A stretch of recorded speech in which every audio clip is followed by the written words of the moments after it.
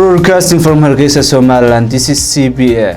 I'm Abdillahi Hassan. Welcome to the top of the hour news brief.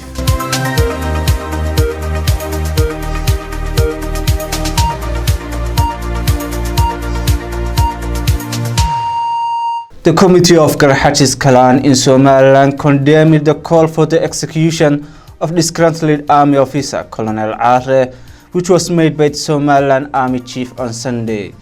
In a press conference held at Hargeisa, the committee considered the call of the Army Chief tantamount to a declaration of war.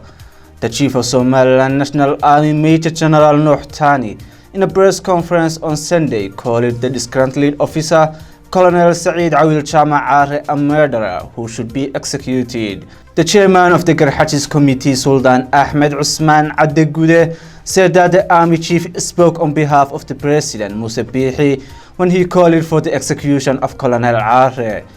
The Sultan considers that to be the government's response to the peace resolution brokered by the traditional leaders, which was accepted by the disgruntled Colonel Arre. Sultan Addegude, on the other hand, believes with Somaliland National Army to refuse orders to wage war on Colonel Arre or a clan in Somaliland. Sultan Usman Sultan Ali Sultan Madar, the Grand Sultan of Habar-Yunis, who attended the press conference, on his part blessed the statements of the committee. He raised concern over the precarious situation of peace in the country. The Grand Sultan called for a national salvation conference to prevent civil war in the country. Somaliland President Musa Bihi Abdi today met with the leaders of the two opposition parties and discussed the implementation of the political parties' agreement on the election process. A press statement released by the presidential spokesperson Mahmoud Warsame Chama said Faisal Al-Warabi, the chairperson of U'id Party, and Hirsi Haji Ali Hassan, the leader of Wadani Party, attended the meeting convened at the presidential palace in Hargeisa. The press release added that the opposition parties expressed regret over the rejection of the House of Representatives to debate on the motion to amend the electoral law. It added that the president suggested not to waste more time over the legal debate. According to the government statement, the president told the leaders of the two opposition parties to prioritize holding the vote on time. He pledged that he will implement the fourth provision of the political parties' agreement. It stipulated that the next parliament will be asked to amend the electoral law in order to increase the members of the electoral commission. The press release added that the president on Sunday requested the political parties and the House of Elders to submit to him their nominees for the membership of the electoral commission. The opposition parties are yet to comment on the meeting that the presidency said concluded amicably. Somaliland's opposition party Wadani says the country needs true leadership in solving the ever-growing crisis of members of the military declaring allegiance to the neighboring state of Puntland of the Federal Republic of Somalia. The last batch of military officers and their commanders this week announced joining the Puntland forces.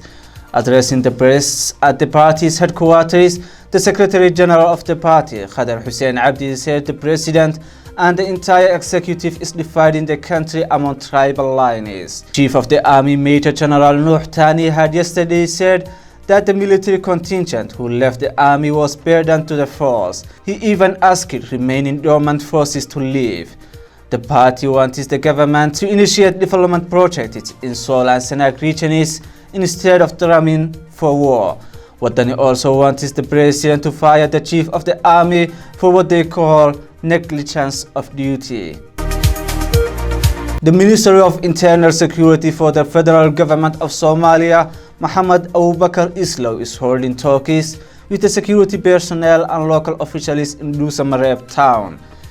The security in and around the administrative capital of Galmudug, Dusamareb, has been heightened. Extra federal security agencies have been deployed ahead of the regional reconciliation meeting in the city scheduled in the forthcoming days.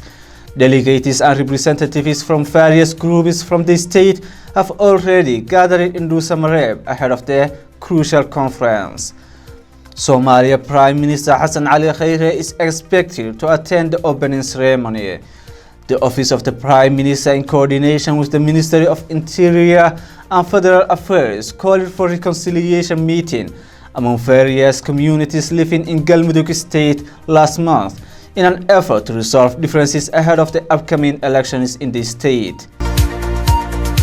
A former secretary of Banaadir Regional Administration was on Sunday killed in a car bomb in Mogadishu.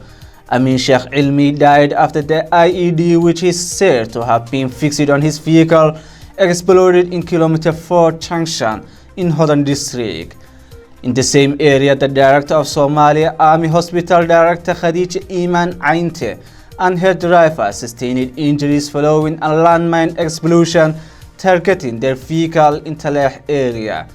Amin Sheikh Ilmi, who previously served as the secretary of Banaadir Regional Administration, died when an IED suspected to have been fitted on his vehicle exploded in Kilometer 4 junction in Hodhan district. With that, we come to the end of our news brief. Thank you for joining me. I'm Abdillahi Hassan.